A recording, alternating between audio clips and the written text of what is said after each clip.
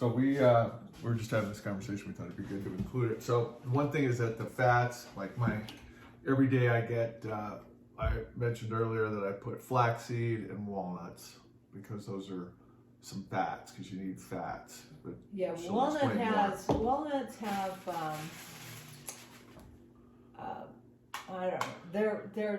They have a lot of good stuff, but you have to keep your nuts too. If you're gonna do a little bit of nuts, what is it? 2 ounces, I think, or something.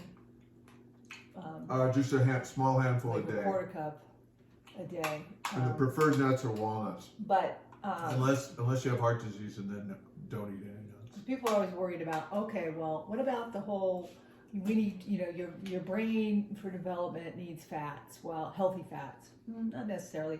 I mean, if you're worried about, if you're worried about heart disease, you want to just eliminate them, pretty much all of them.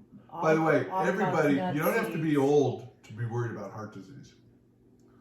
You should be concerned about it if you're young too, because Right.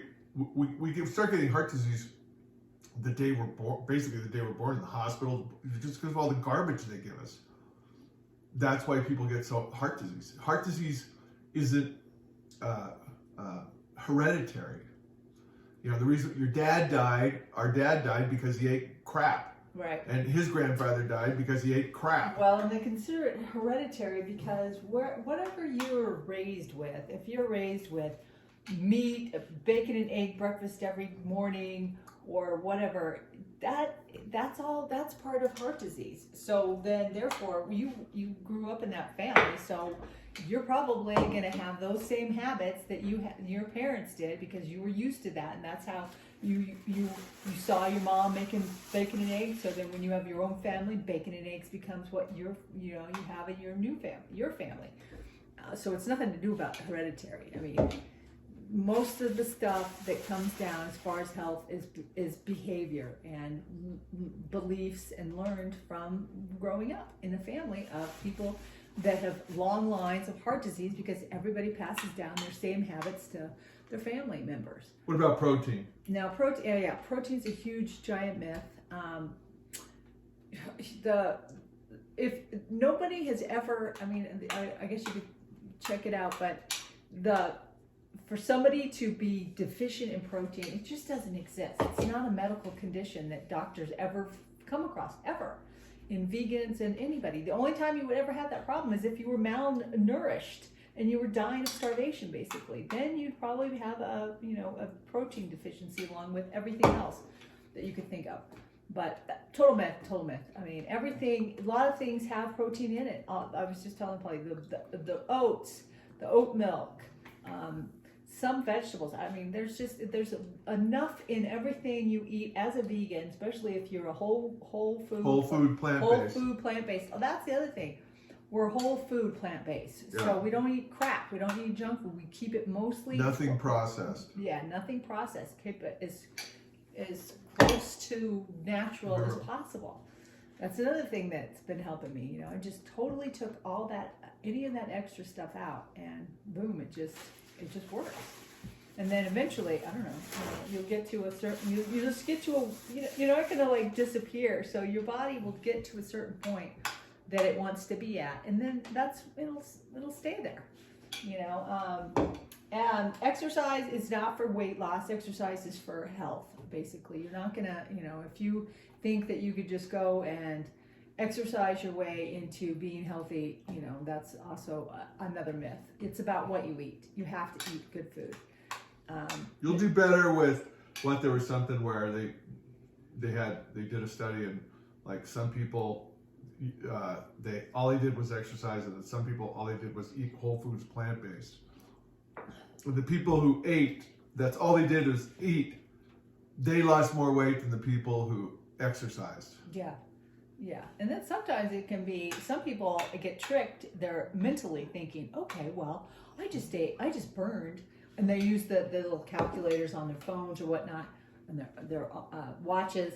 They told them that they just burned, 400, 500 calories. So then in turn they think, oh, I can just eat another 400, 500 calories more of food. And then if they eat, crappy food, not the right kind of food, but it's really the thing about calories is, and losing weight, it's all about, in order to lose weight, you have to be at a calorie deficit. So, if your body, uses a bunch of calories a day, so for somebody that's super active, probably, he's more, I'm less, way less because of menopause. So my intake, I probably need about 1,900 calories a day. That's after menopause. So once you get to a certain age, it's just the way it is. You don't need as much food. That's why older people don't need to eat as much.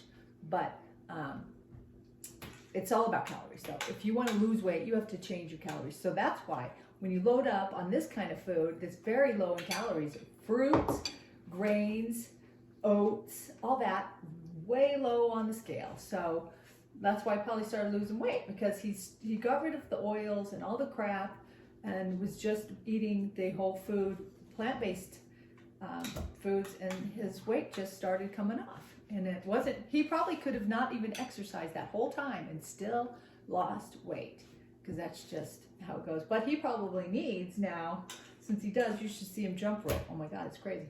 He probably needs, I would say you probably need 2,500 to 2,500 to 3,000 calories a day, just to keep your normal. I get enough. That's all I know. metabolism out. Oh, that's the other thing. Counting all this. Do you have to worry about counting don't protein? count. I don't count anything. I just eat. Yeah, don't count calories. Don't count anything. Don't count. Don't count macronutrients and all of that. Read labels. Read labels. Make sure there's no oil in foods. That there's no added sugars, and you'll be great. If there's anything on the label that you have to look up on your phone, you probably shouldn't eat it.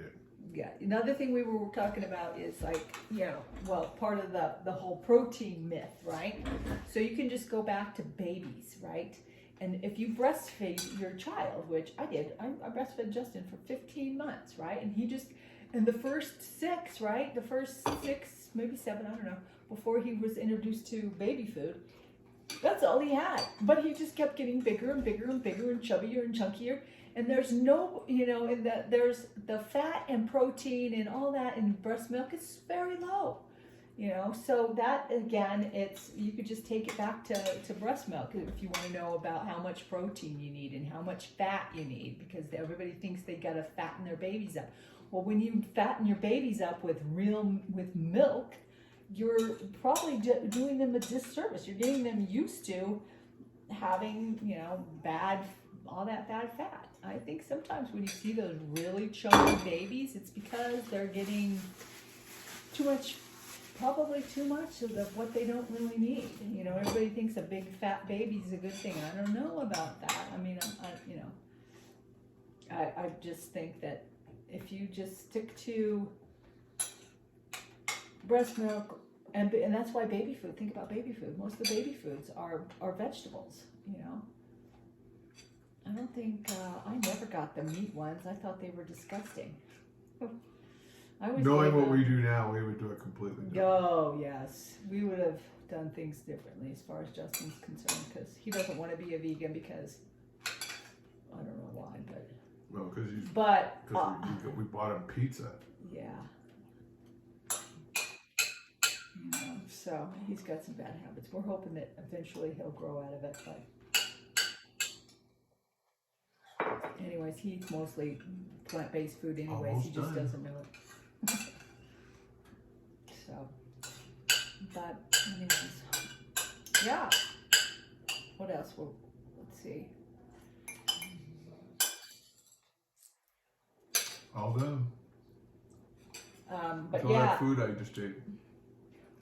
I had some greens and this. That's a lot of food. Now look at me. Does my stomach... my stomach bloated, right? Do I look like my stomach is sticking out? No, man, I feel great. I don't even feel that full, really. I just feel great because it's my fuel. So then later, I'll go out and exercise, and I'll show you my exercise routine. So there we go. That's the Jump Rope Fanatic. That's how I This is how I start every day. It's the same every day. It's really good. Okay, anything else, Dad? No, not for now. I'll think of other things later, but Peace and love. peace and love.